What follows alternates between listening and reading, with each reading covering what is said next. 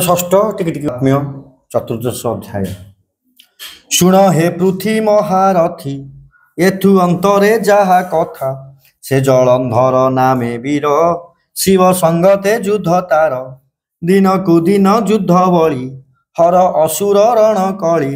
এমন্তে সিদ্ধুরাজ সুত, যুদ্ধে দেখিলে বিপরীত। সমর সুখ পাই রণে, ভୃତ୍ୟ କରନ୍ତି ক্ষণে ক্ষণେ। তা দেখি ସାଗର ତନୟ, ମନରେ ଉପୁଜିଲା ଭୟ। ବିଚାର କଲା ହୃଦ ମଧ୍ୟେ, ଏହାକୁ କେ ଜିଣିବ ଯୁଦ୍ଧେ। ଶତ୍ରୁକୁ ଭୟ ନାହିଁ କିଛି, ସମରେ ନୃତ୍ୟ କରୁଅଛି। ଏଣେ ଅଜୟ ଶୂଳ ପାଣି, ମାୟା ନ କଲେ ମୋହେ ଜିଣି। ଏତେ ବିଚାରି ଦୈତ୍ୟ ରାୟ, ମାୟାରେ ରଚିଲେ ଉପାୟ। ସମର ଛାଡ଼ି ବେଗେ ଗଲା, ଘଡ଼ିକେ ବାହୁଡ଼ି ଅଇଲା। ପାର୍ବତୀ ରୂପ ପ୍ରାୟ କରି, ରଥେ ବସାଇ ଏକ ନାରୀ। ପ୍ରବେଶ ହେଲା ଆସି ରଣେ, ଦେଖନ୍ତି ସର୍ବ ଶିବ ଗଣେ। ରଥେ ବସାଇ ଦିବ୍ୟ ନାରୀ, ବାନ୍ଧିଛି ପାଦ ପାଣି ଧରି। ଶମ୍ଭୁ ନିଶୁମ୍ଭ ବେନି ଭାଇ, ତାଙ୍କ ଗୋଚରେ ଦେଲା ନେଇ। ସେ ମହା ଯୁବତୀ କି ଧରି, କୋପେ ଚାପୁଡ଼େ ମୁଖେ ମାରି। ବର୍ଷନା କରି ଦିଅନ୍ତ ଗାଳି, ବିକଳେ କାନ୍ଦୁଅଛି ବାଳି। ମର୍ତ୍ତ୍ୟ କୋକିଳ ପ୍ରାୟ ବାଣୀ, ବୋଲଇ ରଖ ଶୂଳ ପାଣି। ହେ ରୁଦ୍ର ଗଣ ଗଣପତି, ତୁମ୍ଭେ ଦେଖନ୍ତେ ଏଡ଼େ ଶାନ୍ତି।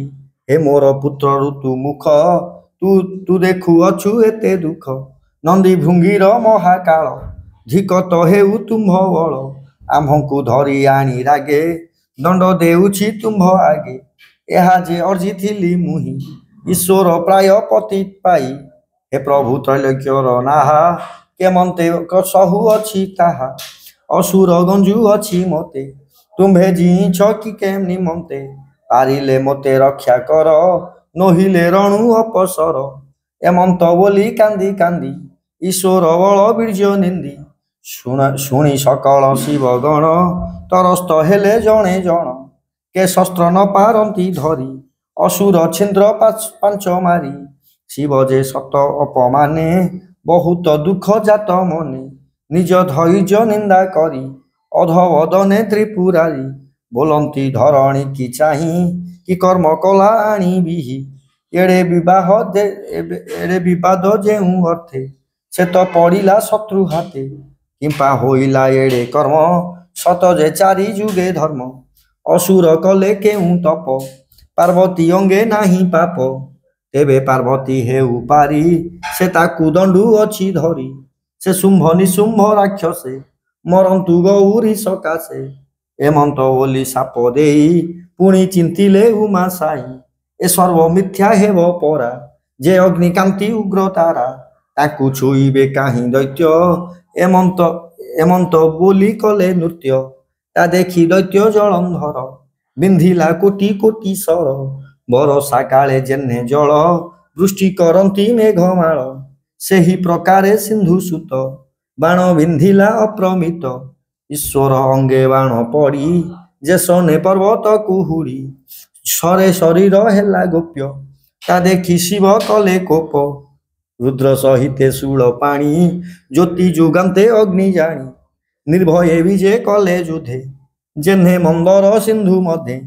ସେହି ପ୍ରକାରେ ଅଧକାରୀ, ରିପୁ ମନ୍ଥନ ଶୂଳ ଧରି। ମାରନ୍ତି ଅସୁର ସୈନ୍ୟ, ଯେହ୍ନେ ବତାସେ ରମ୍ଭାବନ। ଲୋଟି ପଡ଼ନ୍ତି ଭୂମି ଗତେ, ଯେହ୍ନେ ଈଶ୍ୱର ଶୂଳ ଘାତେ। ପଡ଼ିଲେ ଅନଳେ ଅସୁର, ତା ଦେଖି କୋପେ ଜଳନ୍ଧର। ବିନ୍ଧଇ ଅସଂଖ୍ୟକ ବାଣ, ଅଗ୍ନିକୁଢ଼କୁ ଯେହ୍ନେ ତୃଣ।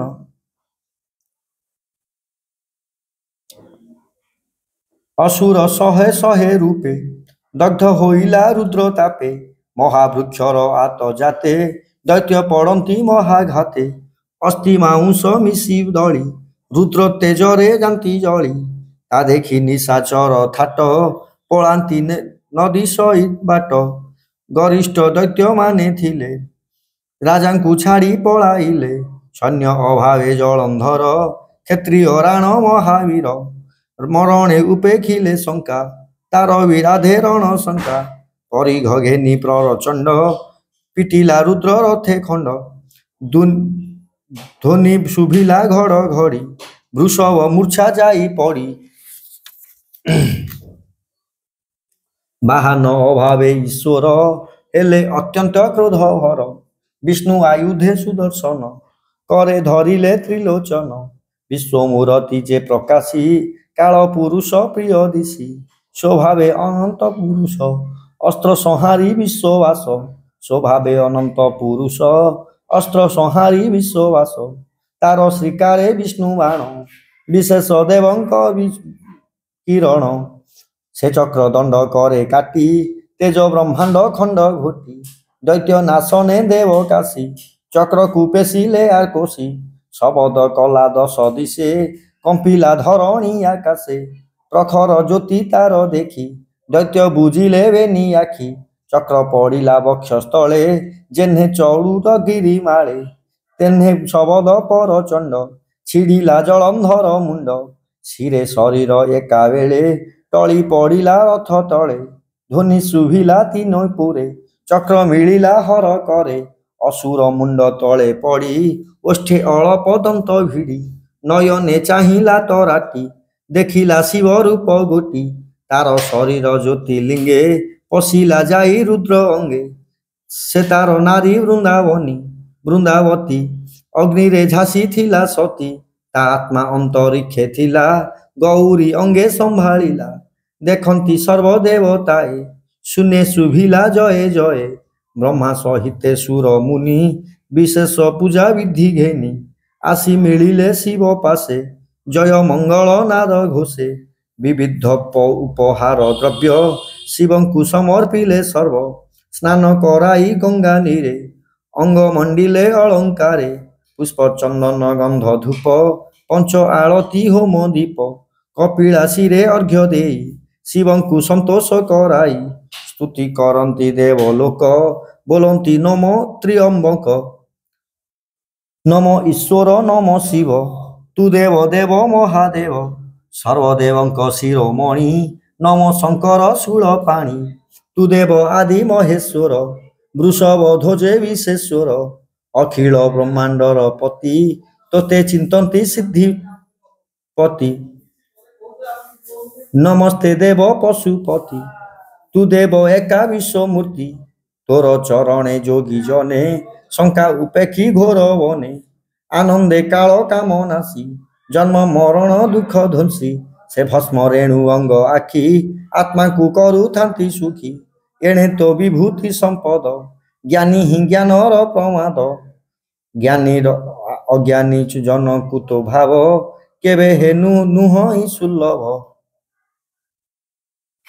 पाषांडे तोर मार्ग भूली संसारे मरु थांती झुरी तार विभूति तोर विभूति घेनी भ्रांति सिंधुक प्राय नाश जानती ए दैत्य सागर तनय आम्भंकु काल दंड प्राय देवंकु देला जेते दुख तोते न चिन्ही महामूर्ख तोर श्री करे प्राण देला तेणु जगत दुख गला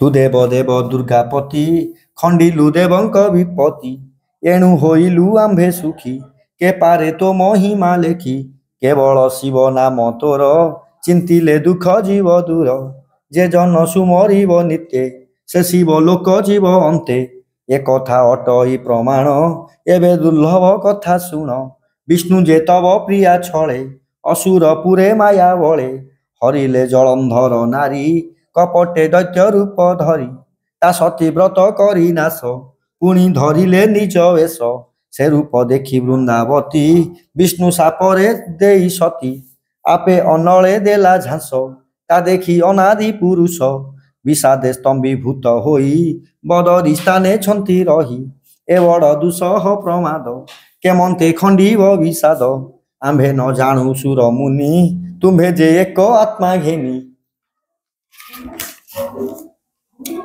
कह एथकु उपदेश विष्णु के मन्ते हेवे तोष मनु संताप उपेक्षिब संतोषे निज पुरे जीव एथकु कहिबा उपाय एमंत बोली देवताए न मिले ईश्वर चरणे अशेष ब्रह्मांड कारणे ଏମନ୍ତ ଦେବୀଙ୍କ ବଚନ ଶ୍ରୀ ମହାଦେବ ସୁପ୍ରସନ୍ନ ବୋଲନ୍ତି ଶୁଣ ସର୍ବଦେବେ ବିଷ୍ଣୁ ବିସ୍ମୟ ମନ ଯେବେ କେ ତାଙ୍କୁ ପାରିବ ପ୍ରବୋଧି ମୋତେ ତ ନଦୀ ସଇ ବୁଦ୍ଧି ଯୋଗ ଯୋଗ ମାୟାଦି ମହାମାଏ ସେ ଅବା ଜାଣିବେ ଉପାଏ ତୁମ୍ଭେ ତାହାଙ୍କୁ କର ସ୍ତୁତି ଖଣ୍ଡିବେ ସେ ତୁମ୍ଭ ଦୁର୍ଗତି ଏମନ୍ତ କହି ଉପଦେଶ ହର ଗମିଲେ କପିଳାସ ସକଳ ଶିବ ଗଣ ତୁଲେ ନିଜ ଭୁବନେ ବିଜେ କଲେ ଗୌରୀ ଈଶ୍ୱର ଅଗ୍ରତେ ଦର୍ଶନେ ସୁଖୀ ଅବା କେତେ ଜାଣନ୍ତି ଅଭାବେ ନିଜନେ କେ ତାହା ବର୍ଣ୍ଣିବ ବଚନେ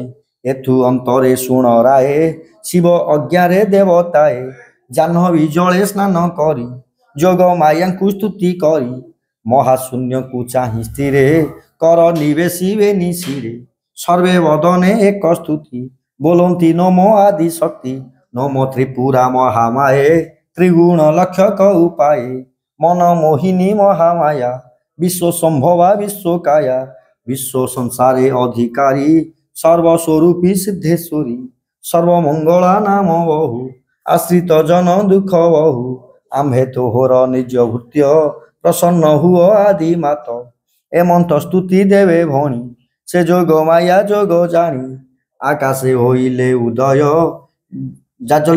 ଜାଜଲ୍ୟ ତେଜ ଜ୍ୟୋତିର୍ମୟ ଯେ ସନେ ନିର୍ଧୂର୍ମ ଅନଳ ବିରାଜେ ଗଗନ ମଣ୍ଡଳ ଦେଖନ୍ତି ସର୍ବଦେବ ଗଣ ଆକାଶେ ଉଛୁଳେ କିରଣ ତେଜ ବିକାଶେ ଦଶ ଦିଶେ ରବିର ମଣ୍ଡଳେ ଅଗ୍ନି କିସେ ଯେମନ୍ତେ ବିରାଜଇ ପ୍ରଭା ଯେହ୍ନେ ଅସୁର ରତ୍ନ ଆଭା ସେହି ସ୍ୱରୂପେ ମହାମାଏ ବୋଲନ୍ତି ଶୁଣ ଦେବତାଏ ମୁହିଁ ଜାଣିଲି ତୁମ୍ଭ ମନ ଯେଣେ ସନ୍ତୋଷ ଭଗବାନ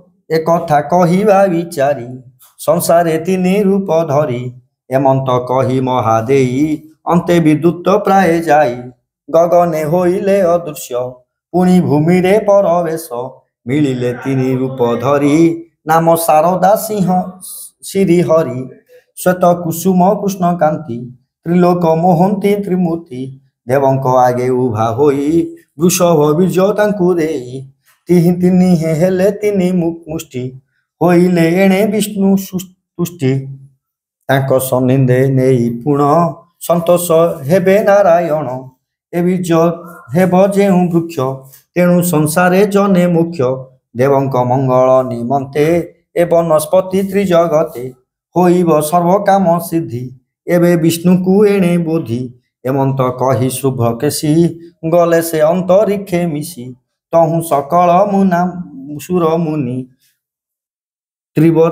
ତ୍ରିବନସ୍ପତି ବୀଜ ଘେନି ଚଳିଲେ ନାରାୟଣ ପାଶେ ସେ ସଙ୍ଗେ ମହାଦେବ ଦାସେ ସର୍ବଦେବଙ୍କ ସଙ୍ଗେ ଥିଲେ ବିଷ୍ଣୁ ଦର୍ଶନେ ନିସ୍ତରିଲେ ଇତି ଶ୍ରୀ ପଦ୍ମପୁରାଣେ ଉତ୍ତରାଖଣ୍ଡେ कार्तिक महात्म्य जलंधर बोध नाम चतुर्दश अध्याय।